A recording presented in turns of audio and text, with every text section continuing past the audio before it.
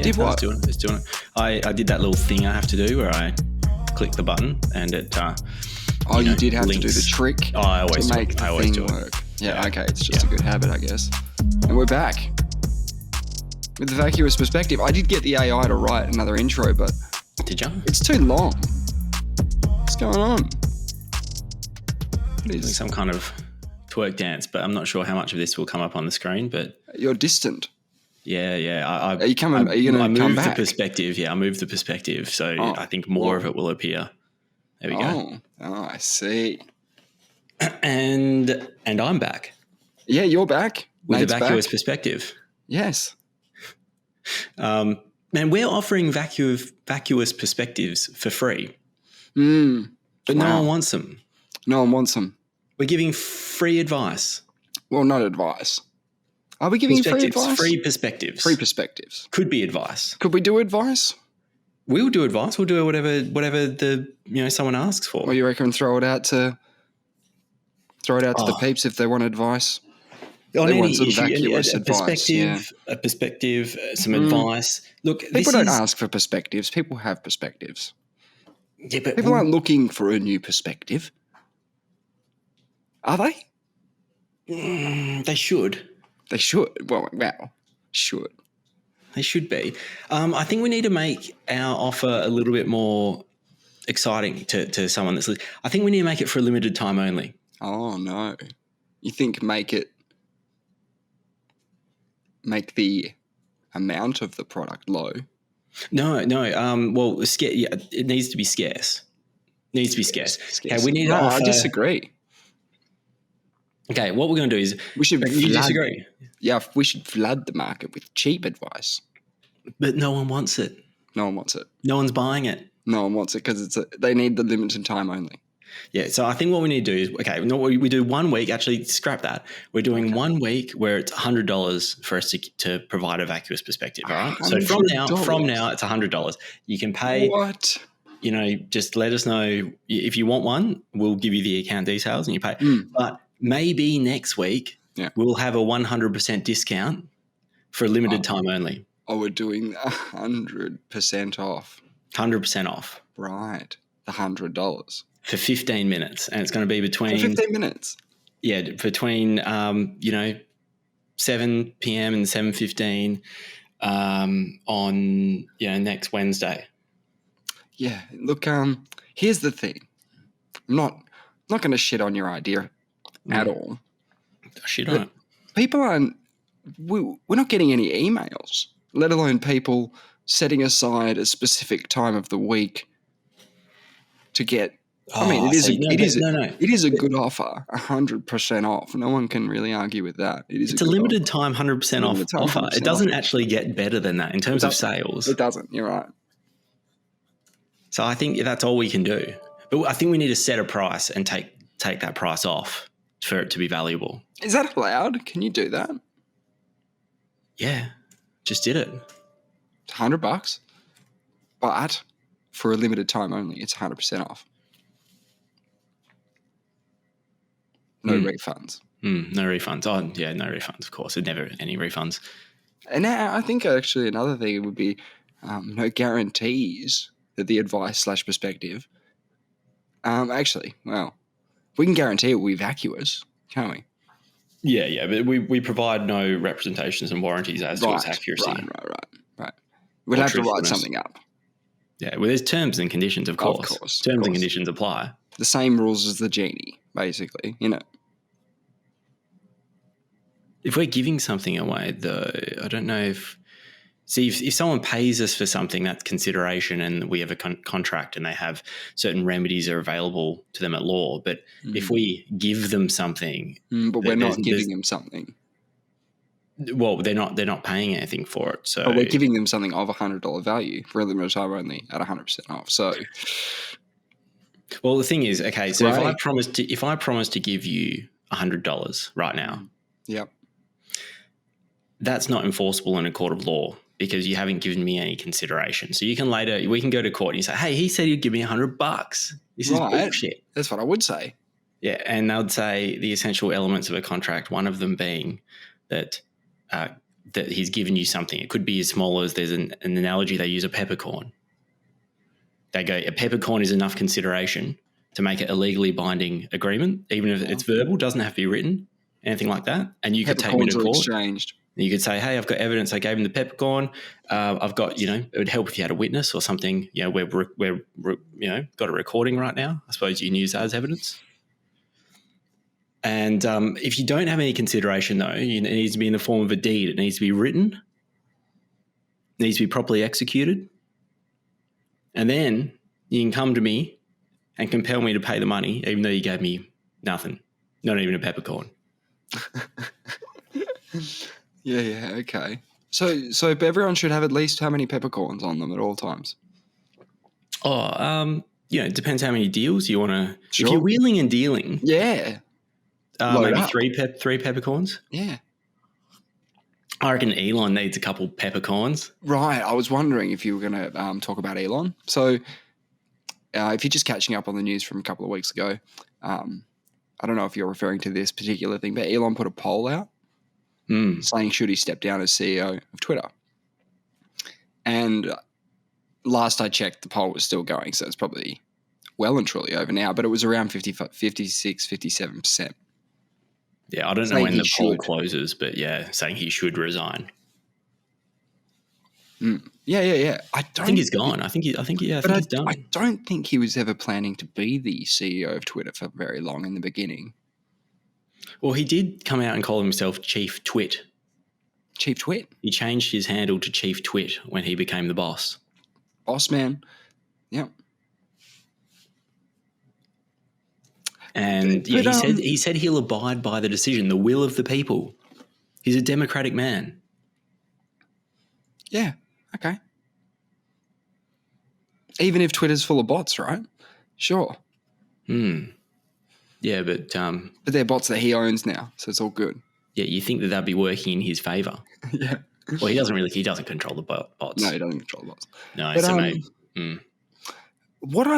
It's weird because if you tuned into the news like 5-10 years ago, Elon was a bit of a super genius, a hero, right? He was leading the world in electric cars. He's a super genius, right? Yeah, for sure. Good bloke, bad bloke, doesn't really matter. Super genius, yeah. He's getting shat on a lot. People are shitting on him. A little bit. Yeah. What? Can you break it down for me? Why people are shitting on him? I don't understand. Well, I think with this whole Twitter thing hasn't really gone well for him. So he got sued by the sellers of Twitter, compelling him to complete on the deal for $44 billion. I don't know what Twitter would be worth now. That would be interesting. It wouldn't be much. Or it would be significantly less. I don't know who in the market has $44 billion just available for something like that.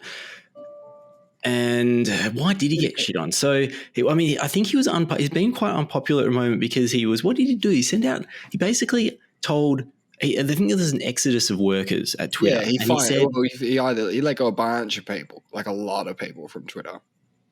And he said those who remain need to get hardcore with their work culture. So I don't know what exactly that means, right? So he wants long hours? It could mean anything. I have no idea. I'm not. Just really aggressive typing. Caps lock on at all times. Right? I don't know. That's hardcore. That's pretty hardcore. Is it? Yeah, I don't really know, but I don't think he's still quite. I think he's doing fine. I mean, I don't think personally. I would vote for him to stay because I think he had a bit of a vision as to how this was supposed to work, and I think what happened is it's relying on revenue of advertisers, and a lot of the advertisers have been bailing because they've tried to monetize it with what is it? I don't have Twitter, but they try to have this verification blue tick. And different checks for different organizations. And it's a monthly subscription to keep your blue tick. You pay money. But I don't think they even do anything on their end in terms of verifying. It's just a tick to say you've paid the money. Well, it used to mean something, right? It used to mean basically you had a Wikipedia page. Really? But don't they somehow make it official that you're you? Don't they do some kind of verification of identity or something? Or not? Sure. I'm sure they did. But what do they do now? I'm pretty sure you just pay the money because there's a whole bunch of people impersonating Elon on there now. Yeah, with blue checks. And of course. But why does he care about Twitter, right? Because he's doing all these. He's going to Mars. He's trying to get people to Mars. I know. He's building electric cars and shipping people to Mars. Yeah, I feel like he wants to own the campfire for some reason. The campfire. Is that what they call it? Yeah, absolutely. The water cooler. It's the shittiest campfire ever. Do you have Twitter? I don't. I did. I had it, and I just got I remember getting. I didn't really get it.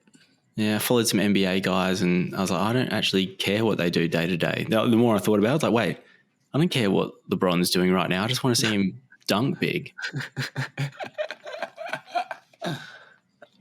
Yeah.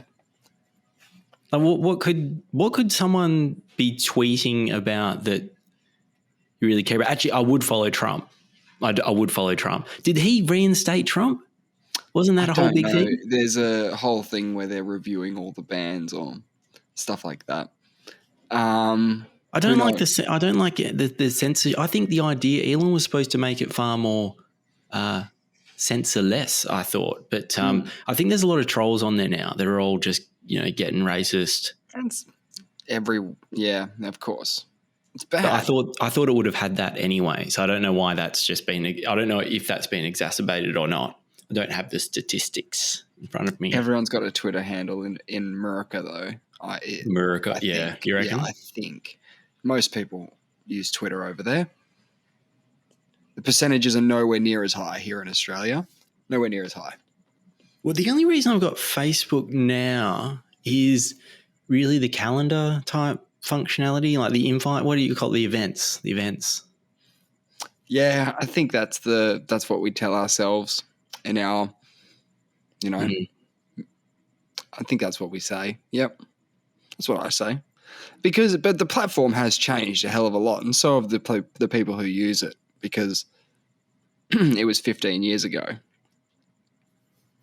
I think its days are numbered, right? Are they? I don't think the kids are into it. No, I don't think so. I don't think so at all. In fact, my cousin, I've got an 18-year-old cousin, just turned 18. It's a bloke. I just stalked him on Facebook the other day, going like, what's an 18-year-old do? Like, what's he got going on? I know he's working at Macca's and whatnot. And he had none of his profile. He's pretty normal, I think, but none of his profile pictures were his face. Yep. They were like cartoony things and other kind of junk. And none of his, what do you call them, those background ones behind your profile picture, they were like fucking, I don't know, anime type things or something like no. And he had like virtually nothing, like you wouldn't. Yeah, you barely know it's him. I had to like dig through to someone's wedding and just make sure there was a photo of him. Yeah, they'll be like, man, is this the guy? Because he's not using his actual name. But I know what his like nickname is that he gets called. And I was like, I'm pretty sure I've come across him before on Facebook. I was like, oh, no, I've got the right guy. It's just he has no presence. No presence on Facebook, no activity. He has an account, and that's someone that's 18. In another 5 years, the next 18-year-old that in 5 years' time, that 18-year-old's not going to have Facebook. They're not going to give a shit. Nah. There'll be something else. There'll be too many other things they're doing. So many things. What's the latest thing? I don't know. I'd say all the young people would use TikTok. Oh, yeah, for sure. I don't know why. It seems like the same as they seem like they've all gone and decided to pick their own niche. You stay away from me, I stay away from you. All that sort of stuff. I still don't get them all though. I don't understand it. Do you learn? I don't have TikTok either. Do you learn much from that? Like, people do. Yeah. I'll be playing games with guys, and he'll say something like, "Oh, I saw a guy do a trick in a video at this spot, so I'll try it here." You know, people would use them to get tips and stuff, or I'd say mostly for like hilarious, like for comedy and stuff. Call me old fashioned, but Yeah, go on. I'm all about YouTube. Like YouTube, I know that's not so it's not social media necessarily, but it's it's not still radical communication. either. It's not radical at all. But that one seems to be, to me, that's not going anywhere. That's the one, right? That is the platform that, like, there's other ones, right? Like Hulu and shit like that. I've never really used them. Hulu, but that's for Hulu, like watching shows and stuff. Oh, is it? See, I don't even know. What's the other? What's the other one? The other video sharing platform thingy. Oh, Upload. There's heaps. There's heaps. Yeah. But give me one. Give me one. I just like one that I know of. I know that. Do you know Vimeo? Vimeo. Yeah, I've heard of it. There's other ones, but YouTube is the strongest, of course. And is YouTube owned by Google?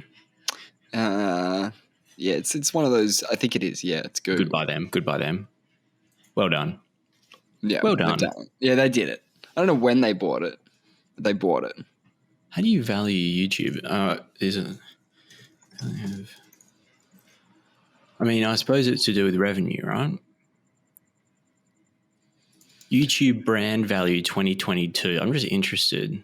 This number's not going to make any sense to me. No, let's have it. Oh, am I allowing the cookies? What the fuck's a cookie? All right, have my cookies.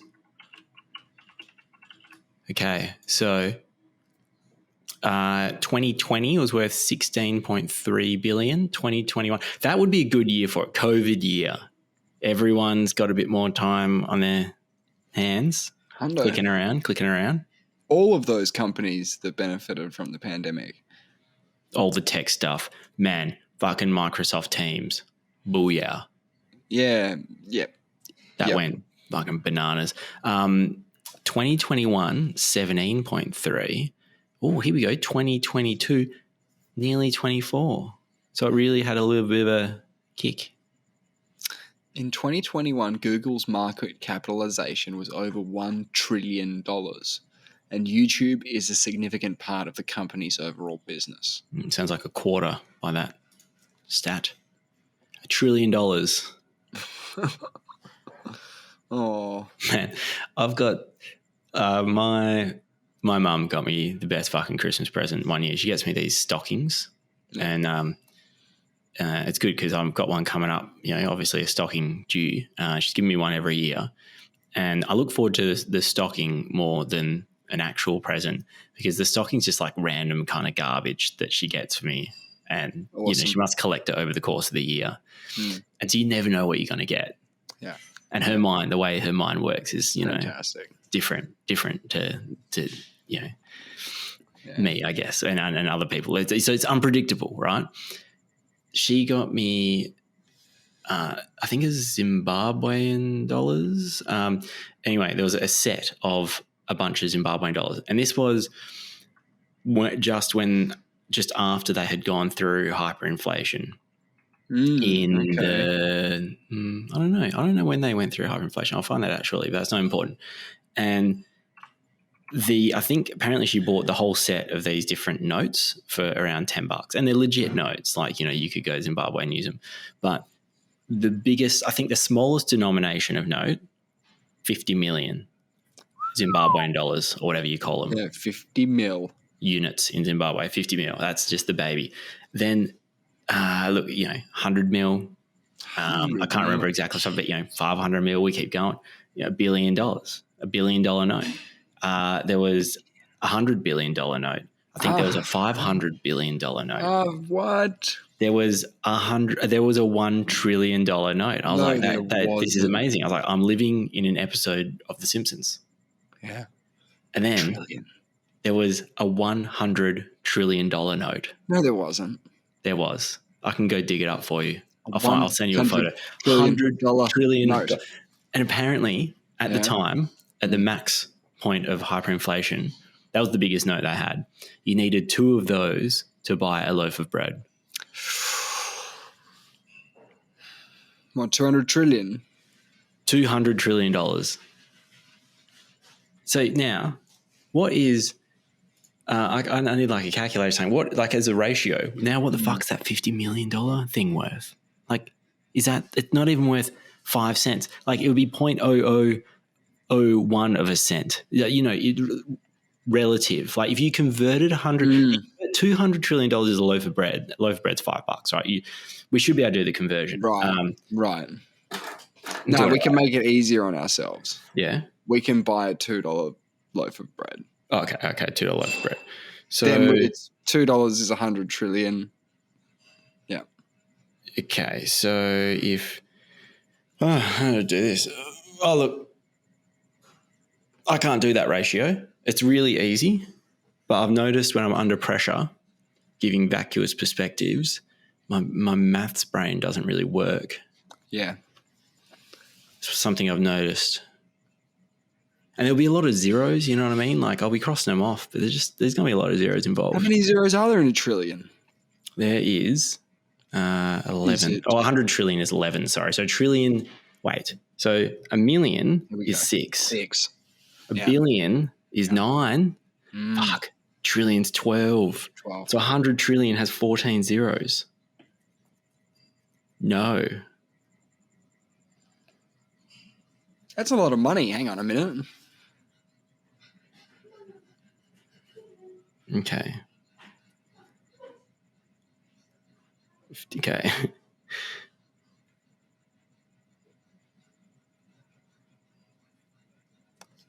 So what's a Big Mac cost? That's 885 trillion Zimbabwean dollars. It's fucking nutty. Okay. I've now figured out that $50 million note is 0.00000 and then a number. Cents. Dollars. So you take off, you know, you can take away 2 of those zeros and call it cents if you want, you know, but it's dollars. Yeah, so so it's, you know, insignificant. You couldn't, and that's why during times of that you see these famous, like Germany went through hyperinflation after World War One. Burn the money. Burn the money. It's not worth the paper. Is worth more than 0.00001. So would you go down to the bank and grab some money and chuck it in the fire? No, you wouldn't even. I don't think you'd lug it around. You wouldn't give a shit. You wouldn't waste your time picking up money, hundreds of trillions of dollars. Yeah, you would. You got no time for that. That's $1. No, you'd be trading. You'd be red paper clipping it. You'd get the red paper clip. You trade it for the fancy doorknob. Trade it for the jet ski. You know, and you do what that guy did, and you work your way up. 14 trades. Jet ski. Boom. Yeah. I'm just going to buy 20 doorknobs and go around asking people for their jet skis, because someone's going to really like one of those doorknobs. And or maybe you could give all 20 doorknobs to one person for their jet ski collection. The jet ski collection. Can you imagine how people collect cars? Yeah. Do you reckon there'll be a dude that collects jet skis, right? And doorknobs. There'd be a doorknob guy. There'd be a doorknob guy. Just a wall, and he just installs all these doorknobs, and he just sort of fondles them. Really likes them. Yeah, maybe he just really likes doorknobs. Like the lady who married the train station. Or train. What? Oh, you know, the lady who married the train. Married the train? I don't know. Like Thomas the Tank Engine? Yeah, you know how people like... There was like a British series, something like people having sex with their vehicles, right? It was like, I think that was the general theme of the show. It was a documentary kind of about people who were really attracted to them, to like maybe their car. Maybe it was a dude with his car. I could see that. So what do they do? Just grind against it? I guess so. Yeah. And they'll tell you it's amazing. Oh, so do they actually get sexual with it? Like, do they climax with that? Really? Yeah. Oh, Do you reckon they get in it? Get in it? Yeah. What do you mean get in it? Like, do they get in it? Do they sit in the back seat? Yeah. Or do you think they sprawl on the hood? I would sprawl on the hood, I reckon. You'd sprawl on the hood. Yeah. Yeah, no, I'm probably in the car at some point. I would look like I'd been happening. hit by the vehicle. I'd look like it just driven into me. Straight across it. Yeah. Yeah. Well, maybe they turn it on. Maybe they're in the back seat. Oh no, maybe they rev it. That would get them going. Surely. Oh, they'd love that.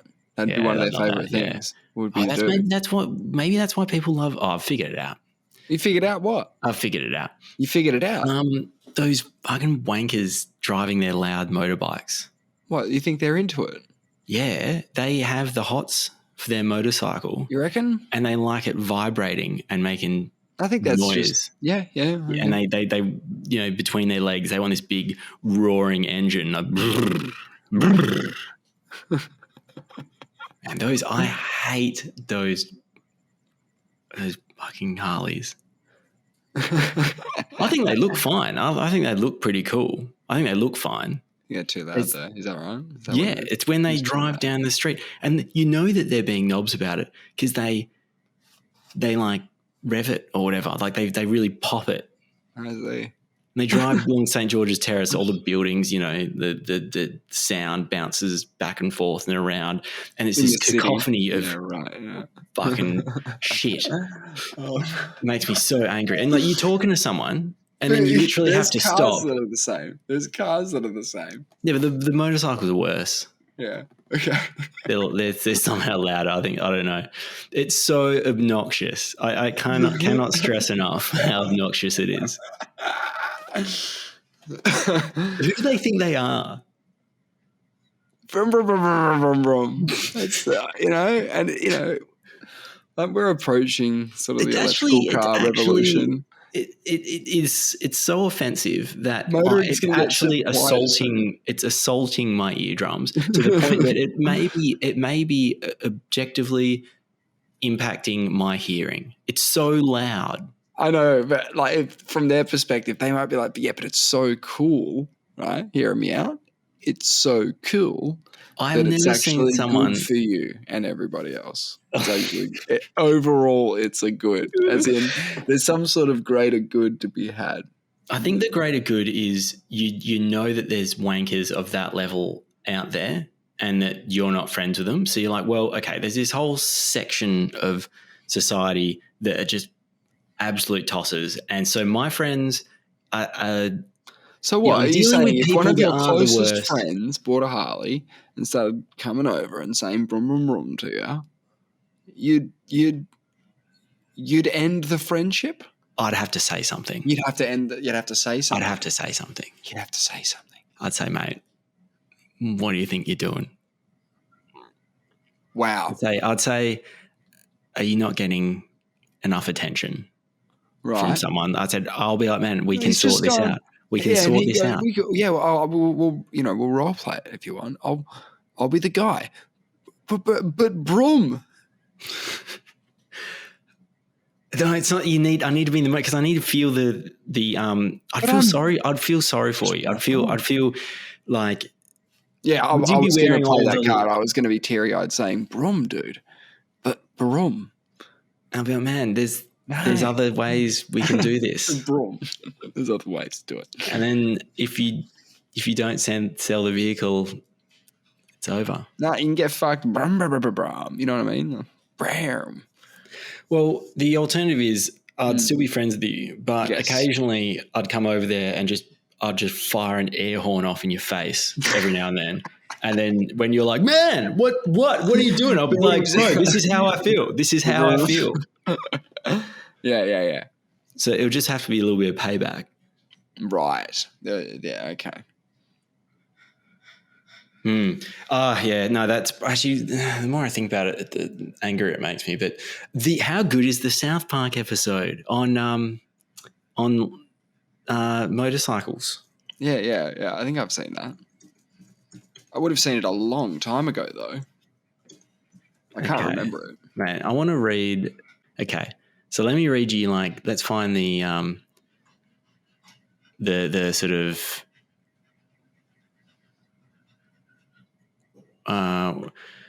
what do you call it? Like the bio, the sort of explanation, synopsis.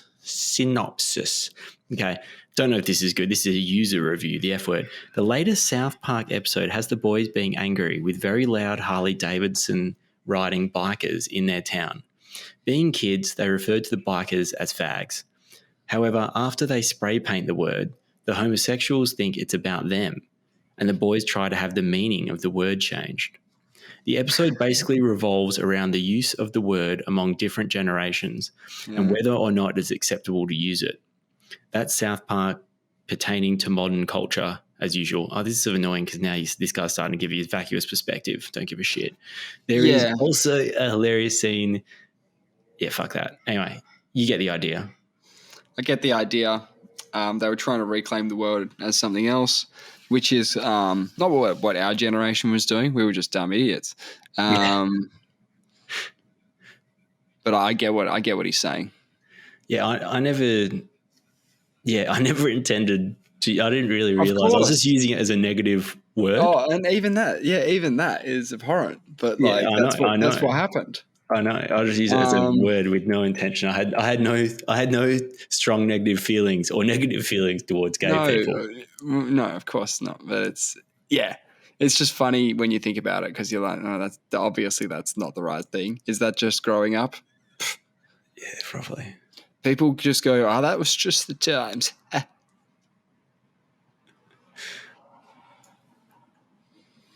But hopefully it's all getting better, you know? The future looks good, right? Look, we're trying. We're trending in the right direction. As long as we get rid of those fucking motorcycles. Right. We are getting there. So because like, you know, with electric vehicles becoming the mainstream, because it is inevitable. Yeah. Like car companies are going to cease making petrol engines at some point. Some point. What are we going to do? How do you feel about that? What are we going to do? Yeah, well, what are people who really like loud cars and stuff going to do? No, I think cars are going to be significantly quiet. They'll still be around. They'll still be kicking about a little bit, I think, for a while. Yeah, of course. And in that, you know, I don't know if we'll ever get to the point of saying, oh, no, the regulations, you know, our regulations don't allow any emissions at all, not for a long time. I think it will. I suppose... maybe. I don't know. It'll start with them saying like, oh, you can't drive petrol cars in the city. Like in the CBD. Shoal Green. In the CBD. Hey, I wanted to talk to you about something. The World Cup's over. The soccer's ended. Oh, right? yeah. No more soccer anymore. Yeah. For a while, apparently. I got in. I sort of, you know, watched a little. I watched some highlights. I watched the highlights. Yeah, that's what I did for the most part. Yeah. I was really getting into the highlights. Went out, had a good time, smashed it out. Wasn't that excited about it. I should have been because it's once every 4 years, right? You can get excited about something. Oh, yeah. I had trouble getting excited. I didn't get that excited. I'm impotent. Have a pretty weird one for you. Yeah. There was a Brazilian referee in an amateur game who was beheaded on the field. Whoa. Yes. Yeah, a long time ago. Every 5 years ago, I fact check this story. I make sure it actually happened. Yeah. Because I just tell people, I go, oh man, it's crazy a story. There was an amateur Brazilian football game and the umpire had a disagreement with one of the players and they had a scuffle. In the scuffle, the umpire stabbed the player. What? Yeah. The umpire's armed. Yeah, I'm sort of... He's in the favelas, so maybe. Okay, so the umpire's got a knife. He gets in an argument. Umpire's got a knife. The guy swings on him. Player swings on him. He threatened, retrieves the knife, stabs him multiple times. Oh. He gets taken away in an ambulance. Yeah. Ambulance, he's declared dead in the ambulance. Word gets back to the game, which is still going for some reason. Well, they got to finish. They got to Finish the go game who off. wins, right? Otherwise, it's all a waste of that. Otherwise, he died for nothing. Well, he didn't. Anyway, the word gets back to the ground. People, I think, storm the ground, get the umpire. They hung him, quartered him, and beheaded him. Wow. And then put his head on a spike on the pitch. Really? Yeah. So you fact checked that. When they quarter him, don't you know where they get the horses to pull you in all four directions? That's what it meant. And I split thought you that's apart? what it meant. But maybe it's just the end bit that's important for the spike. Yeah. The head on the spike. I don't know. Yeah.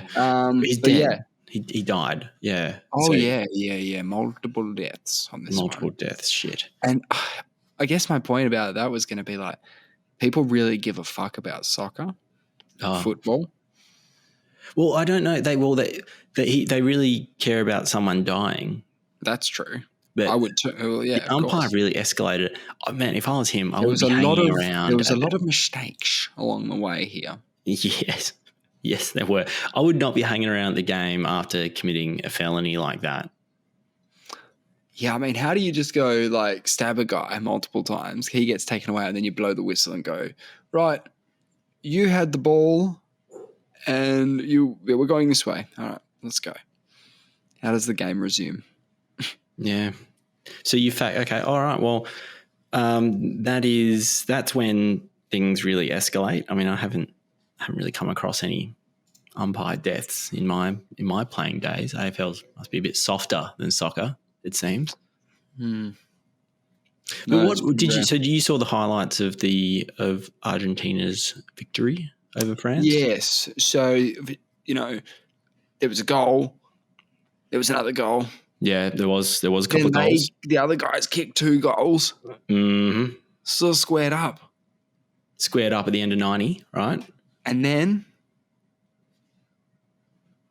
goal. Yeah, goal. Argentina got a goal. Argentina got a goal. But that's not all. What? That's not all. That's not all? The ball continued to be put in the back of the net. This time by France. Right? What? So it evened it up. Again? Yeah, it was 3-3 at the end of extra time. Oh. And went to a penalty shootout. Yeah, the best. Well, I think some people like this ending to a game. I think it's childish. Okay, yeah. Okay, but I think it's embarrassing. I think a penalty shootout is embarrassing. I'm going to say it. I'm going to have a hot take on it. So what do you do? You have a sport that scores more. So you can actually end. Whoa. I didn't ask you to rewrite the game. Well, I've got some real problems with the game. And I think watching the highlights and the couple of games I've seen over my years, I think the problem is starting to crystallize. You think you're starting to understand the problem? I'm understanding the problem, but I don't know how to fix it. So the problem is the umpire awarding a penalty to a player that has gone down in the box. The problem is that they're too influential on the game. Penalties. So they're in this game. There was 2. France had 2 penalties. This is not including the penalty shootout, which obviously involves penalty. And Argentina had 1 penalty. So 3 of the 6 games, the goals scored in regular time were penalties. Penalty. I'm not saying there shouldn't be penalties.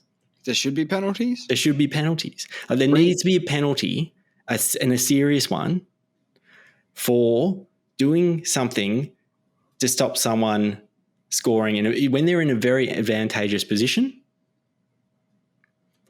and you free kick them, you do something bad to them, they should get something very good. A penalty. And how far out's a penalty? Well, pretty close. Not that close. They don't really. They generally. I don't know what the percentages are, but I would say that they score. Look, I don't know. 90. I don't know. 90% from penalties. 90%. You reckon they score penalties? I reckon 90%. What do you reckon? 80%. 80%. 79%. All right, 79%. But it's a lot. It's a lot. It's basically giving someone a goal, is what I'm saying. Right. It's too influential. It's too influential. You're giving someone a goal. And the problem is with dangling a goal like that in front of these monsters, these competitive monsters, means that they will lie, cheat, and steal to get that dangly goal, penalty goal. The penalties. They'll do whatever they need to do. It's disgusting. Right. It's too attractive. It's too attractive. So what you need, you obviously that you got to stamp that out of the game. But how do you stamp that out? You got to stamp it. Their goal. They're smart guys. They're smart, athletic guys, right? They could run rings. Like, okay, they don't fall over. They're so athletic. Okay, if they don't want to fall over, they don't fall over. They can do whatever they want. They can moonwalk. They could do somersaults.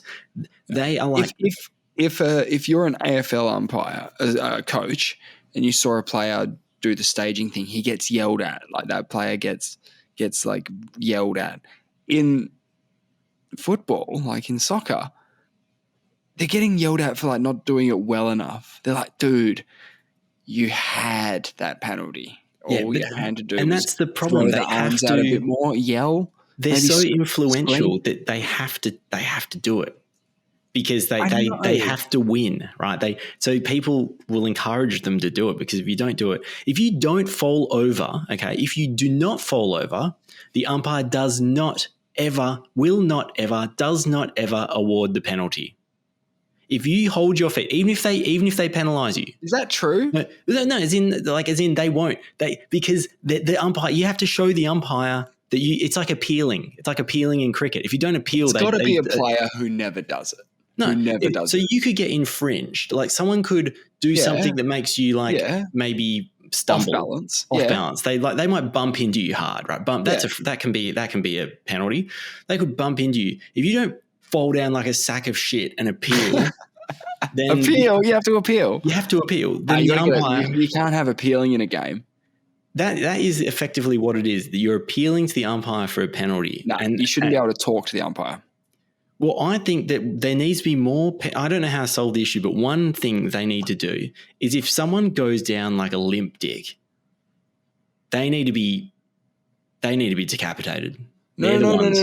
Well, yeah, I see what you're saying. If someone, I'm not saying, because sometimes the free is there. This is the problem. Sometimes the free is there, but then they just appeal. Reverse it. You reverse it. But there's no penalty. So all you have is all these guys flopping. So let's say a guy flops. Yeah. But also gets challenged hard, but he ends up flooping. But it's so subjective. Now you're like analysing this as a gymnastics? No. So at the moment, right, if you're caught staging, as in if they go, no, that's horseshit, you're faking this, it's like a red card.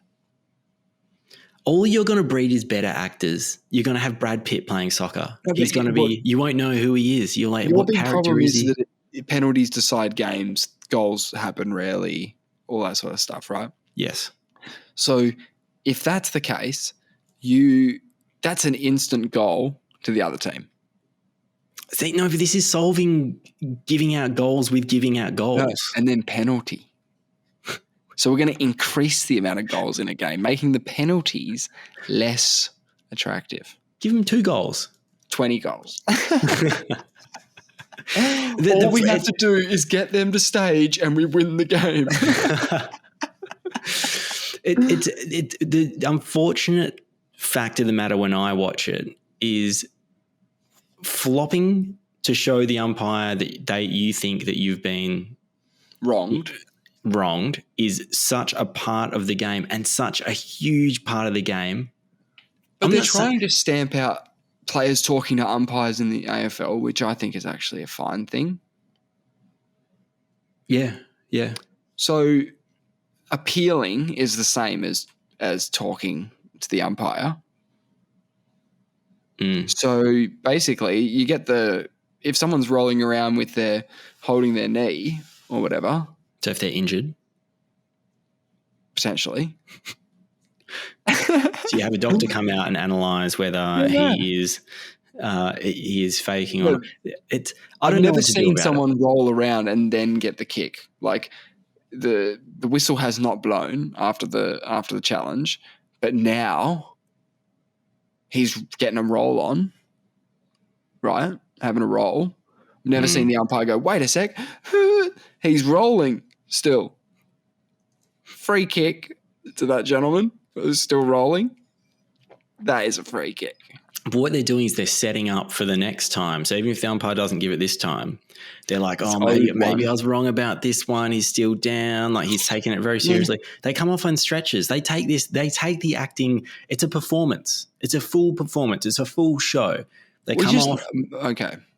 And then they come back on and everyone's like, oh, look at the glorious return. This guy's, he's come off with a double ACL, triple hamstring injury. Yeah. Look, I think I just figured it out. AFL needs better staging.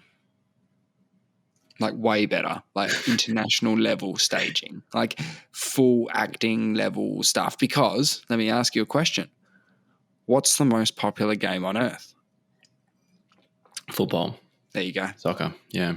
There you go. Right. We're thinking about this all wrong. Right? Do you know why I think we're trying to fix the most popular game in the world, right? No. We should be adopting all of the things into our sport. Our sport. I think no goalie could be a good starting point for soccer.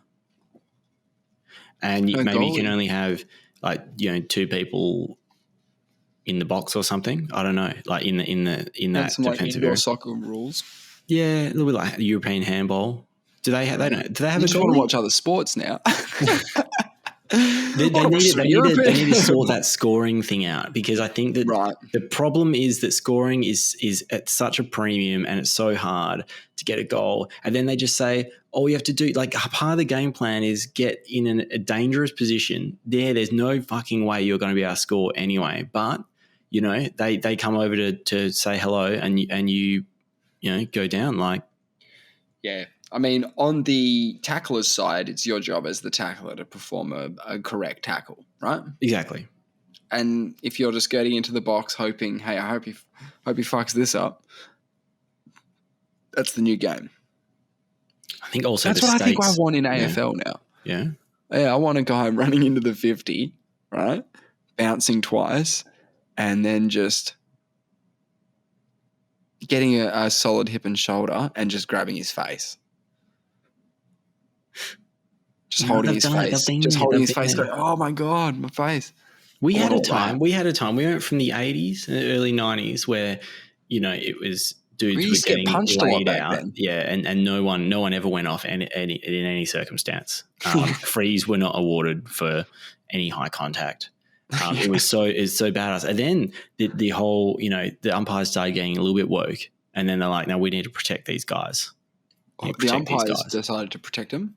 Yeah, well, I think the AFL started realising it doesn't look good. We can't get children into the sport. Mothers will not let their children play this sport if Woosha is, throwing elbows, and it's not a good look. Not a good look. Not a good look. I love that. That's the thing. No, it's another not a good look. It's another not a good look.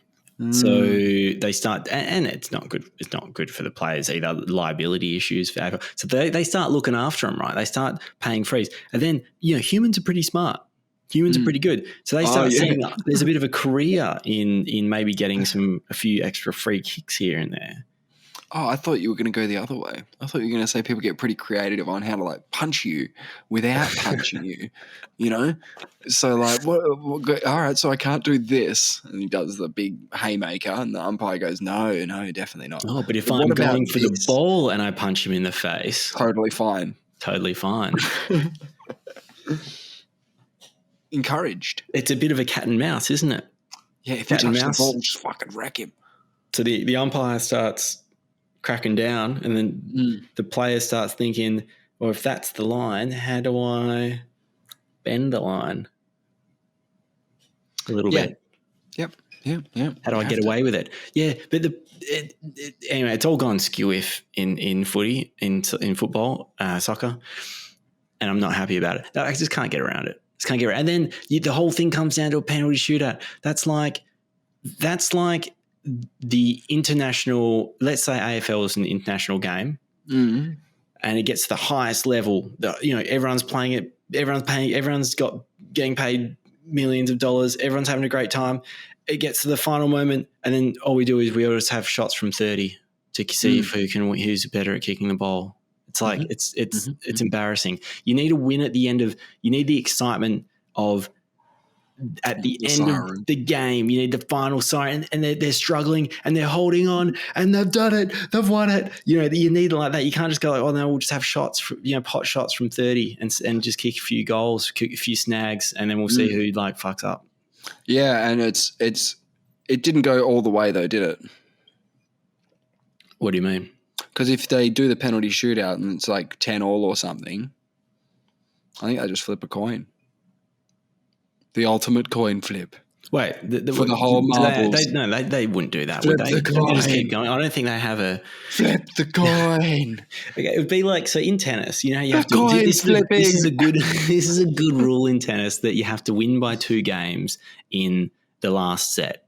Brutal. So you have to break super long games. You have to beat someone, Yeah. If you got to the point where you just you're a draw, you get to a draw at the end, and then they just go, oh no, we'll just see who can serve it in the box the most. Some like obscure kind of trick. It's like, oh no, can you imagine that? It got down to the point where you both serve 5 times, and if you do a fault, it's out.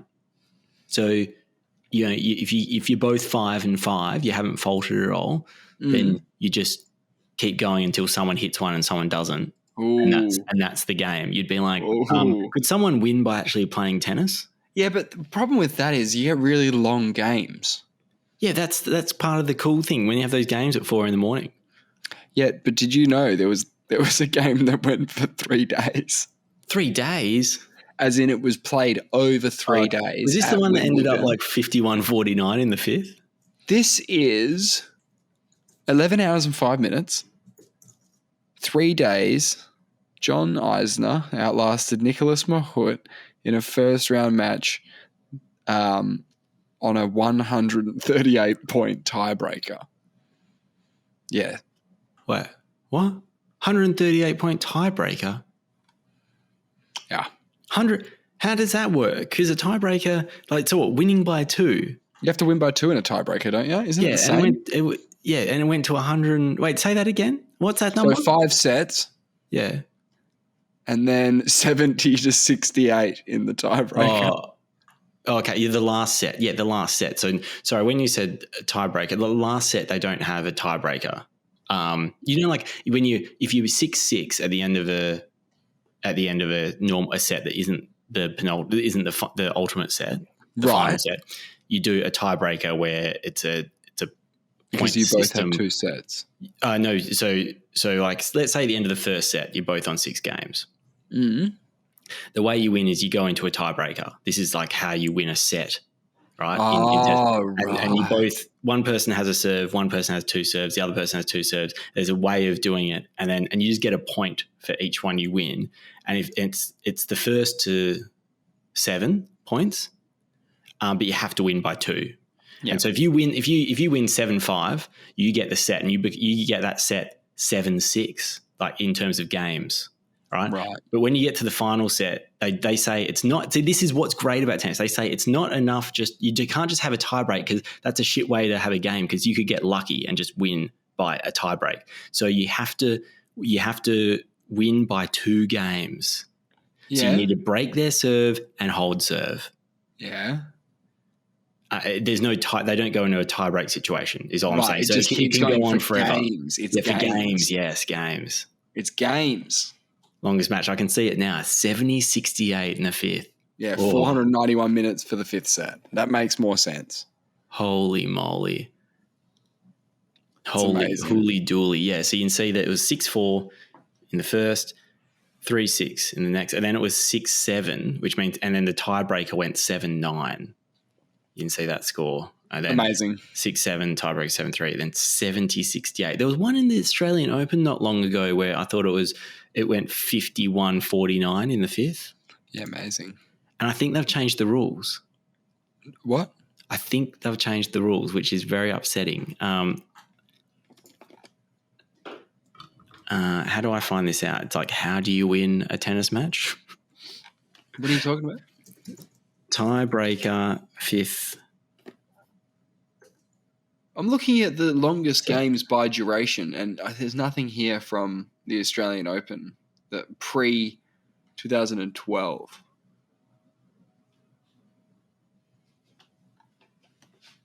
Sorry, I didn't catch that.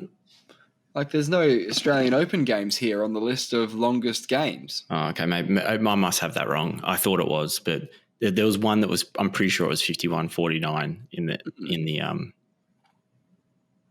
the fifth. And have they done something to prevent that now? Yeah, so this is all news to me. This is 16 March 2022. In a major change to tennis rules, the 4 Grand Slam tournaments have agreed to instate a 10-point tiebreak in the fifth set, if the fifth set goes to 6 games apiece. Right. Okay. The Australian Open, so a tiebreak. A tiebreak, but it's a 10-point rather than a first to 7. It's a first to 10, but you still have to win by 2. So you got a bit more of an opportunity to declare yourself the winner. You know what I mean? Like you've got, because with 7, yeah, it's like scissor paper rock, right? If you just do best of 1, you can get lucky. Whereas the more you play, the more skill will start to play into it. Scissor paper rock's probably not a great example for that. Yeah, so the Australian Open, French Open, Wimbledon and US Open have all signed up to the rule change in order to provide a more consistent solution to tight matches. That it saddens me, but I can see why they do it. That what do you do when it goes 51-49 in the fifth? Like, what do you do? Yeah. But at least they're playing tennis. At least they haven't gone to we'll just see who can hit. We'll put a bottle up on the court and you'll serve out until you hit the bottle over, and then the winner will be that person. I think that's a better sport though than tennis. I think if people just lined up things to hit. Actually, that does sound pretty cool. I'd like to see a professional do that, but that's just because I've never seen it. A penalty shootout is rubbish. Hey, there's been some big scientific news. Has there? Yeah, did you hear about the nuclear fusion breakthrough? We've had a breakthrough in nuclear fusion again? They have had a breakthrough in nuclear fusion. Why? The breakthrough, as I understand it, is nuclear fusion is where you force molecules, when I say molecules, atoms together. And when they fuse, like for example, two bits of hydrogen, when they fuse into helium, it takes heaps of energy to get them to fuse. But when they do, they, for whatever reason I don't understand, emit a lot of energy as well. So yes. Fusion is what the sun does. Fusion smashes together smaller molecules and they keep getting bigger and bigger and bigger and bigger. And obviously the sun is a pretty efficient generator of energy. Okay. And fission, which is that's what we do in nuclear reactors, is splitting atoms. That leads to radioactive waste and isn't ideal. Whereas fusion has no radioactive waste. So it's a much more better solution. But the problem is we can't do fusion because to get molecules to fuse, it requires huge amounts of energy, like ginormous amounts of energy. And so what they did though is they've been trying to do fusion for ages and they can do it, but they've never been able to have a net output of energy. So it takes heaps of energy to do it and then it releases a bunch of energy, but you need the energy released to be greater than the energy you're putting in. Of course. Otherwise it's a waste of time. Yeah. They did it for the first time. They boiled a kettle or something. It took like billions of dollars. And, fucking 10 years of research. But we boiled a kettle We ran some lights. Yeah. And it shows conceptually we can do it. Right. And that's the breakthrough. Right. They can do it. They can do it. So I've got this article in front of me. So I've got a couple little snapshots from it. So we can get like an idea about what we're talking about. The nuclear fusion feat has broad implications, fueling hopes of clean, limitless energy. As for space exploration, one upshot from the landmark research is attaining the long-held dream of future rockets that are driven by fusion propulsion. Don't know why we need fusion rockets, to be honest. That was high in the article as well. Star Trek? Yeah, maybe it's also very powerful. Maybe that's so. Fusion propulsion is a much simpler technology to apply than fusion for energy. If fusion is achievable, which at last the people are starting to see it is, then both fusion energy and propulsion are inevitable.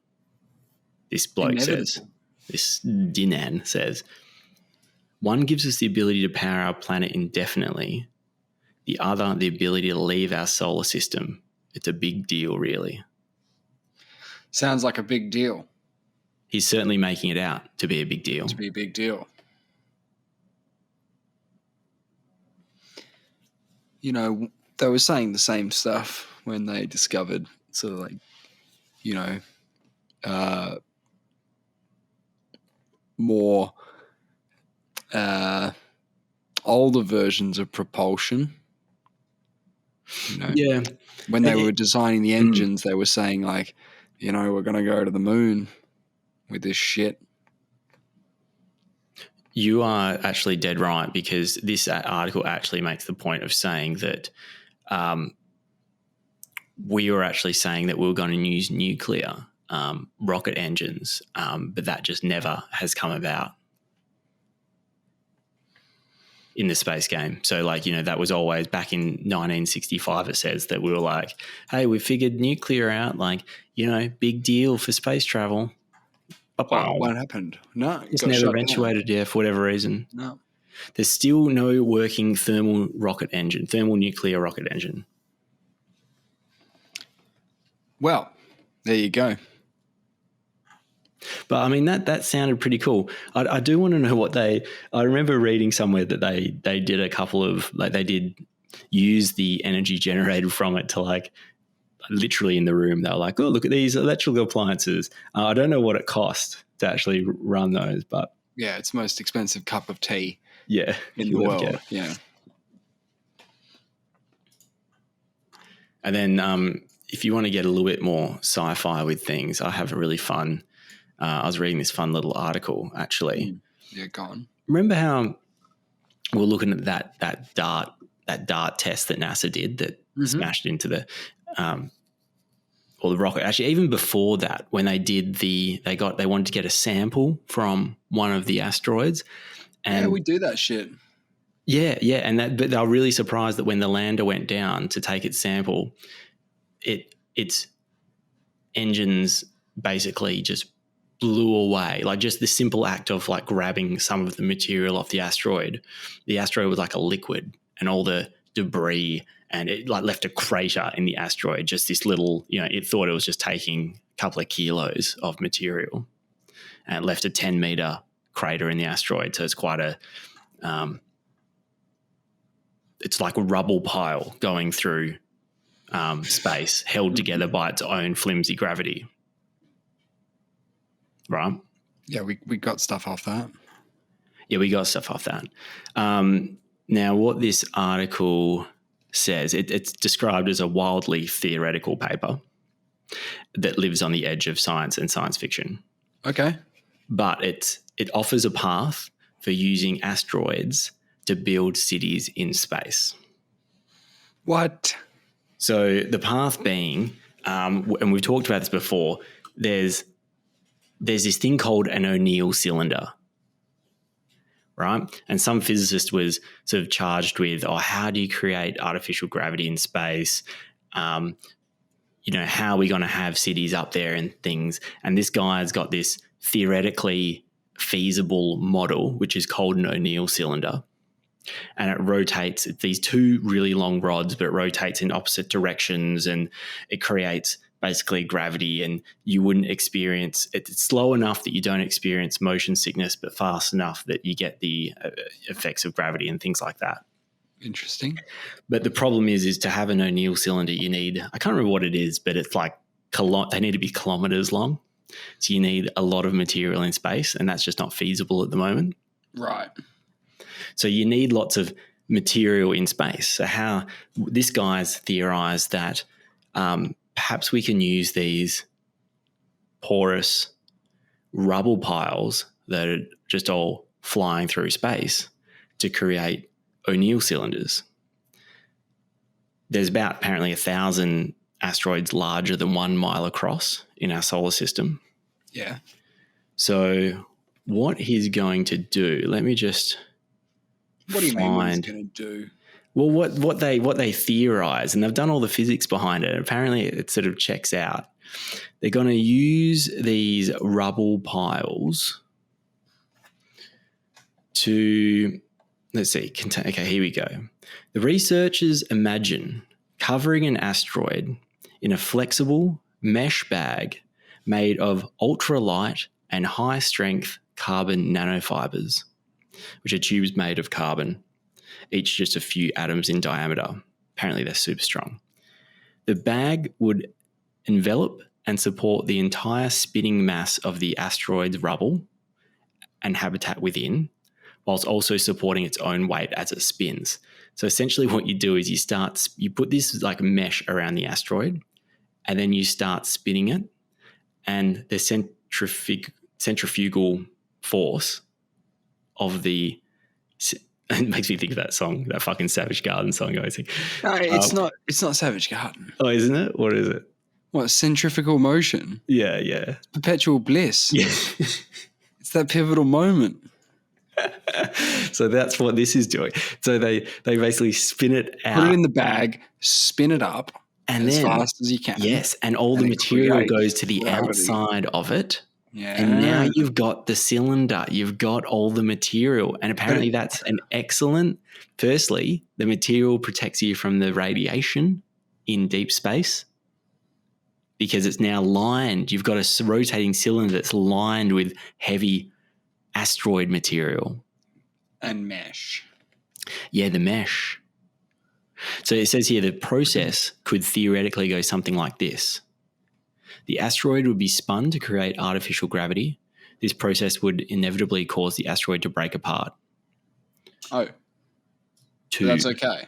No, that's what you want, yeah. Oh, the bits of the asteroid rubble would fling outward, expanding the carbon nanofiber bag enveloping the asteroid. Big bag. When the bag reached its maximum extent, the carbon nanofibers would snap taut, catching the expanding rubble. Yeah, we're bagging it up. It's taut, bagging it up. As the rubble settled against the bag, it would produce a layer thick enough to shield against the radiation for anyone living inside. The spin of the cylinder would induce artificial gravity on the inner surface. Here we fucking go. Easy. They've solved it. Based on our calculations, a 300-meter diameter asteroid, just a few football fields across, could be expanded into a cylindrical space habitat with about 22 square miles of living area. It's roughly the size of Manhattan. Yeah, so Manhattan in a bag in space. Yeah, spinning. Exactly. And what I love about these things, because he says it's wildly theoretical, they go into it saying it's crazy, but they say it's possible, right? Yeah, that's the main thing. He goes in terms of but in terms, why are we going so far? From a material science point of view, it's possible because we can't get the material into space to create O'Neill cylinders. Right. No, we can. So get the bag done, right? We've got the bag. Right? Got the bag. Chuck the bag up, right? Throw the bag up. Chuck it towards the moon. On the way to the moon, then we're chopping up the moon and sending it to the bag. chop up the moon. We don't need to do it. We got asteroids all around. No, but this is gonna but this will be like a base between. You don't have to go catch it in the bag. You don't have to go to it. You can pick where you want the bag to be. So we want this city between Earth and the moon, let's say, or between the moon and Mars. Why would we want a city between the moon and Earth? We can go anywhere. That's like we've already got the space state. We've done that. We can live on the moon. We don't need something in between moon and Earth. Well, you wouldn't want to live in man, but then you can still come back. Like the commute's not bad. True. The commute's not bad. You're right. The commute would be great. You said do you want to go to Earth for the weekend? Well, it's going to take us like 12 weeks to get there. So no, they'll figure that out. Star Trek ships will figure that shit out. We'll figure that. Well, that's kind of the point as well. And the guy who sort of came up with this, Frank. I want to give him. I don't know I want to give him his full name because I really like the theory. Frankie. Bag him and tag him. I can't find his full name. Anyway, his first name is Frank. So if you come over, he says, the idea of asteroid cities might seem too distant until you realize that in 1900, no one had ever flown in an airplane. Yet right at this minute, thousands of people are sitting comfortably in chairs as they hurtle at hundreds of miles an hour, miles above the ground. He makes a good point. I know what does that have to do with the price of apples in China? I get that. But, let's live a little. Let's entertain it. It's not – he's saying it's possible. We don't know how else to do it. How else are we going to bag? Let's bag it up. Bag it up. Let's bag it up. Let's just get it. Let's get excited. Let's bag it. You know who would love this is Bruce Willis. Bruce Willis bagging and tagging asteroids. Yeah, he'd be all about this. He'd be all about this. But we want Manhattan-sized bags in space. Yeah, we want 22 square miles of living area. That's what I want, man. Imagine. Okay, like the richest people in the world. Yeah, they're just going to keep collecting all the money, right? And then they're going to use the money to create this sweet Manhattan bag in space. Yeah, it's going to be so palatial. It is going to be so palatial. We're going to be... The bag floated through the vast expanse of space. Its flexible material ripping gently in the vacuum.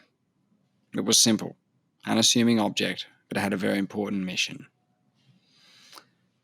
For years, the bag had been traveling through the cosmos, capturing asteroids and small planetoids as it went. It was part of an ambitious project to build entire cities in space, using the raw materials of the universe itself. This is amazing.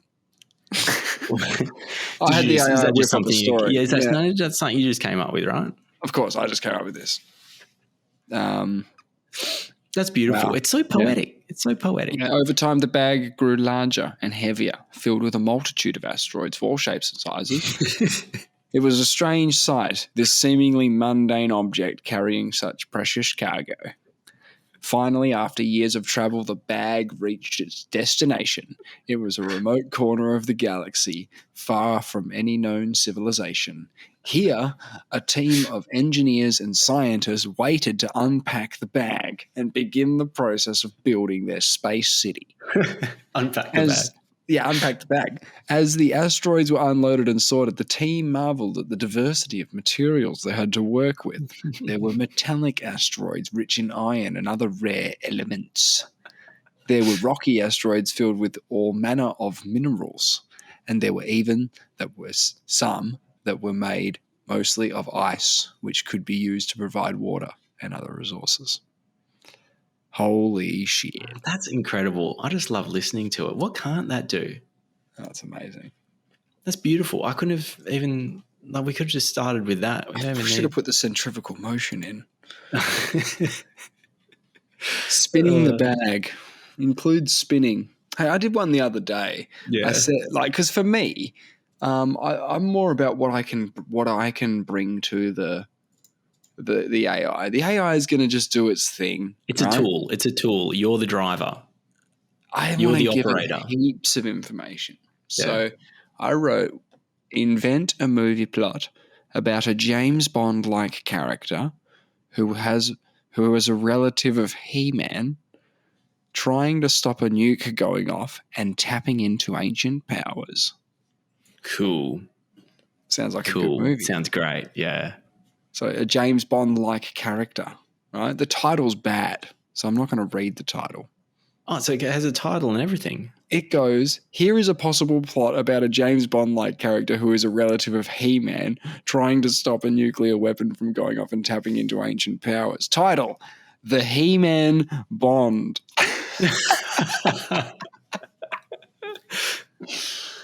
Synopsis, right? I'll read you a little bit of this. Yeah. When a terrorist group threatens to detonate a nuclear weapon on a major world capital, the world's only hope is a top-secret agent with a unique heritage. He is the last living relative of He-Man, the ancient hero of Eternia who wielded the power of the universe. What was He-Man's power? Very quickly, sorry. He had a sword. He held it up. When he held up the sword, he said, "I have the power," and then he had the powers of the universe. Really? Oh, okay. So pick that up. He's picked that up because obviously that's how the AI works. Okay. I guess so. Well, it knew that it's the ancient hero of Eternia is here. He embarks on a mission to stop the terrorists and disarm the weapon, but to do so, he must first tap into the ancient powers that run through his veins and unlock the full potential of the legendary Sword of Protection. Is it actually called the Sword of Protection? I don't think it is called the Sword of Protection. Is it? I like calling something that it makes it sound like it's self-defense. Wait a second. Sword of Protection. Sword of Protection. Let me just make sure that hang on. Okay. Sword of Protection, Grayskull. The Sword of Protection is the weapon wielded by Adora, Prince Adam's twin Shishta, which she uses to transform into the heroic She-Ra. So the Sword of Protection is the Lady He-Man sword. Cool. Didn't know that. So it says, so he's going to tap into that, basically. With the help of a brilliant scientist and fearless warrior, I'm guessing that's his sister, Agent He-Man Bond travels across the globe facing off against henchmen, evading traps, and then outwitting the terrorists at every turn. To save the day and prevent the global disaster, Agent He-Man Bond must confront the dictator and unleash the full power of He-Man, drawing on the strength and courage of the ancient hero to defeat the enemy and save the world. Good job, AI. You really gave that a crack. I really appreciate that. It did give it a crack. It felt a little bit contrived. There's no detail, is there? No. It's sort of retelling you what you just told it. Yeah, but I could say write a car chase scene, for example. You give it less. Involving He-Man, right? And this Agent Bond-like character. Yeah, but see, He-Man and Bond aren't too distantly because they're both heroes. What you need to do is make it difficult for it. So like two unrelated things, like it's a disaster that involves a tennis ball. Okay. And make it struggle. What do you mean? I want a story about a disaster involving tennis balls. Oh wow. Like how's it gonna do that? Like I can't figure out, like, what is it, a big tidal wave of tennis balls? Like, it doesn't make any sense. It could be. Or is it is a tennis ball come in from the atmosphere and wipe us out? Let's see what it says. We'll ask it. Once upon a time, in a small town nestled in the heart of the countryside, there lived a group of friends who loved to play tennis. Every weekend, they would gather at their local tennis court to play a few rounds and have a good time. One particular weekend, however, things took a turn for the worst. As they were playing, they noticed that the tennis balls they were using seemed to be bouncing higher and higher with each hit. At first, they thought it was just their imagination, but as the game went on, it became clear that something was off. The tennis balls were bouncing so high that they were flying over the fence and into the neighbouring fields. The friends tried to chase after them. Is this what you had in mind? Yeah, I'm wondering where it's going. I'm very intrigued. Yeah, but there were too many, and they were bouncing too fast as they watched in horror. the tennis balls started bouncing into the streets and into the yards of the nearby houses. It wasn't long before they were bouncing all over town, causing chaos wherever they went.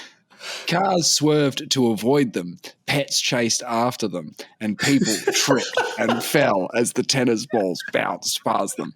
It was a disaster of epic proportions. Yes. The friends knew they had to stop the madness. They gathered all the tennis balls they could find and returned them to the courts, vowing to never let something like this happen again.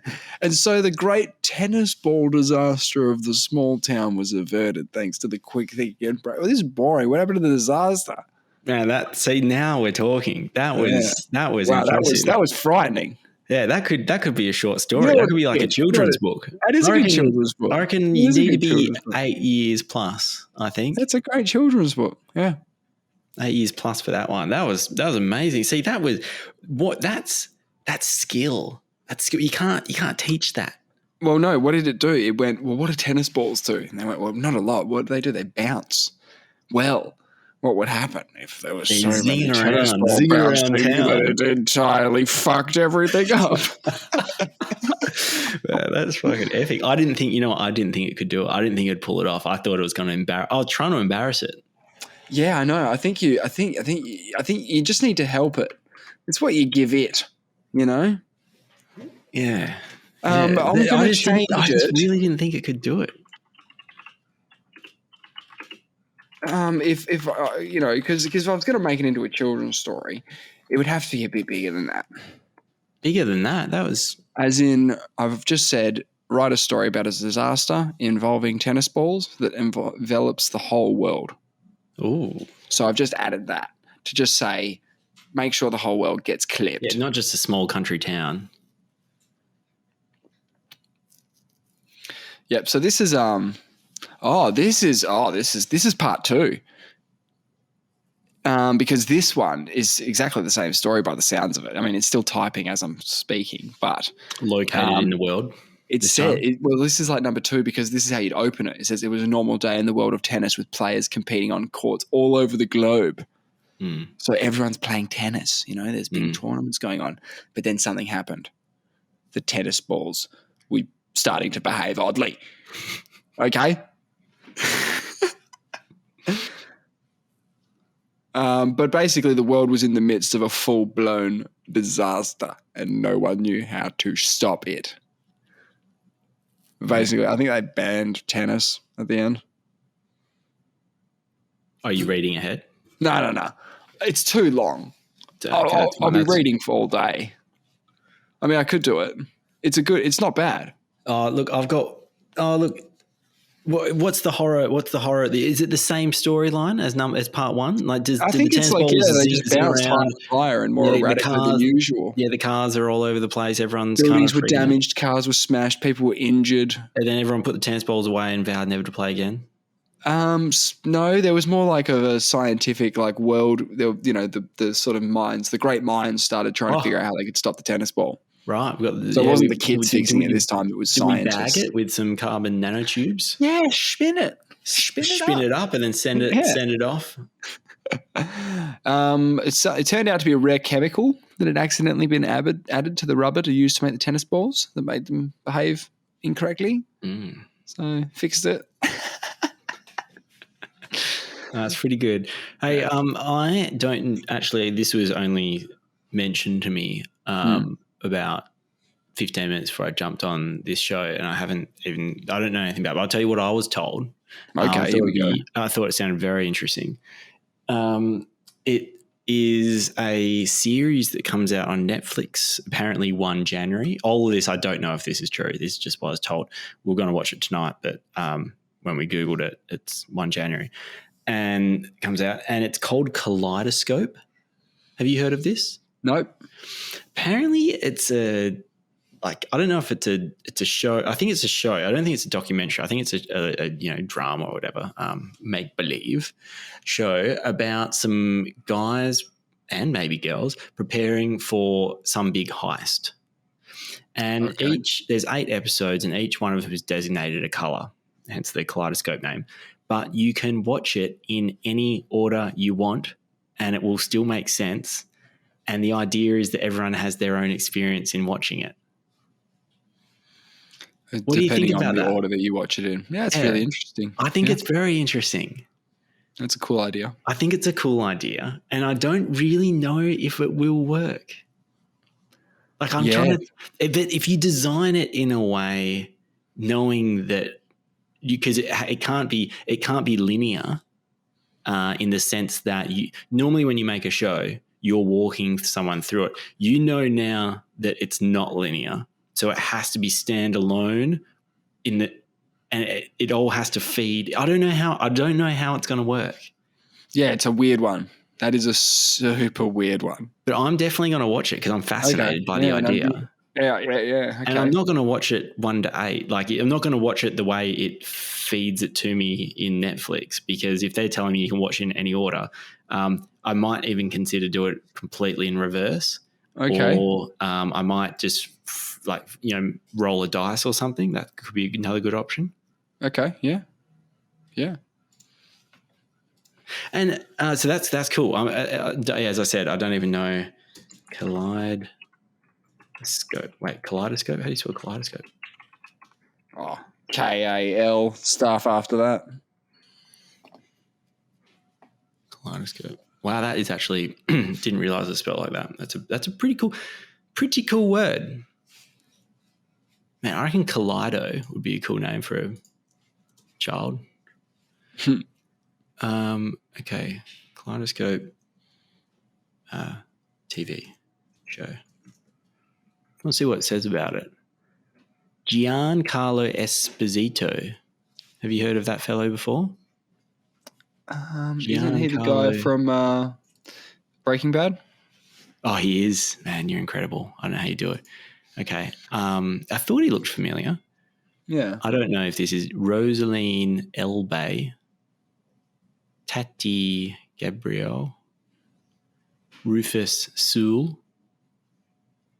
Okay, we're really in the dregs now. Giant. Anyway, what? Okay, Kaleidoscope. Kaleidoscope is an upcoming American heist drama streaming. Blah blah blah. Yeah. Yeah, 1 Jan, 8 episodes. Look, it's what I told you as advertised. Okay. Oh, it's coming out on Netflix, is it? Yeah. Oh, well, there you go. Yeah. All right, I'm into it. Structure non-linear order, which viewers can choose what order they watch episodes leading up to the finale. Okay, so maybe you do watch the finale. Maybe the finale's the finale. It does make sense. The finale kind of has to.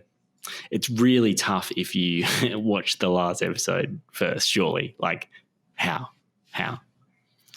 Interesting. Well, I suppose sometimes shows do that, right? They show what happens near the end. And then it goes like 3 weeks earlier, but doesn't give all the context, doesn't finish it. Then it goes 3 weeks earlier. Then it starts working its way up to that moment again. Yeah. Yeah. I'm into it. Sounds like a cool idea. Yeah. I actually like kaleidoscopes. Where did they go? Oh, you want one? Yeah. Is there a VR kaleidoscope? Can you get one for VR? I mean, VR kind of is like the ultimate kaleidoscope, isn't it? Are there any psychedelic experiences you can do on VR? I'm sure there are. Oh, do you know what I have on my wish list on Steam? Yeah, go on. I haven't used my VR in ages, but I have the Quran VR experience. Oh, that sounds fun. Yeah, and it's on sale at the moment, actually. It's like $7 or something. But it looks like a really shitty experience. But like it's not VR. It's VR. It's not well done. Doesn't look like it's well done, but I'll pay $7 and see a burning bush or whatever goes on there. Like I'll do the experience for $7. Yeah, get into it. Yeah. Fantastic. And that Axiom game that my friend was involved with hasn't been released, I don't think, yet. I did check yesterday, and it's on. I've signed up to the notifications. It was supposed to come out on the 16th of December, and I was ready to be Miles.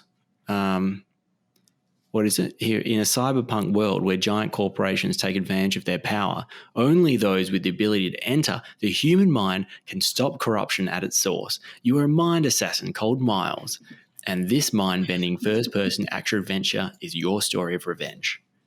I am really keen to check it out. Yeah, but apparently it's not out. It's not out. I have to, check that out. But next week, I reckon it'll be out, and I'm fucking on holidays as of, Friday, because I'm working Thursday, and then I'm off till... Yeah, beautiful. I'm back on the 11th. So good. And then even after that, I've got a wedding on the 12th down south. So I come back for one day, and then I'm gone again. Gnarly. And bro, I'm getting married in less than 2 months. Yeah, wild. Here we go. Yeah. All right, man. Yeah, good stuff. We covered all the big topics. Yeah. Fusion, breakthroughs in fusion, bag and asteroids. Yeah, bag 'em and tag 'em. Kaleidoscopes. Pretty sure that was on the list. Yeah. Yep. Until next time. Pleasure. See you then.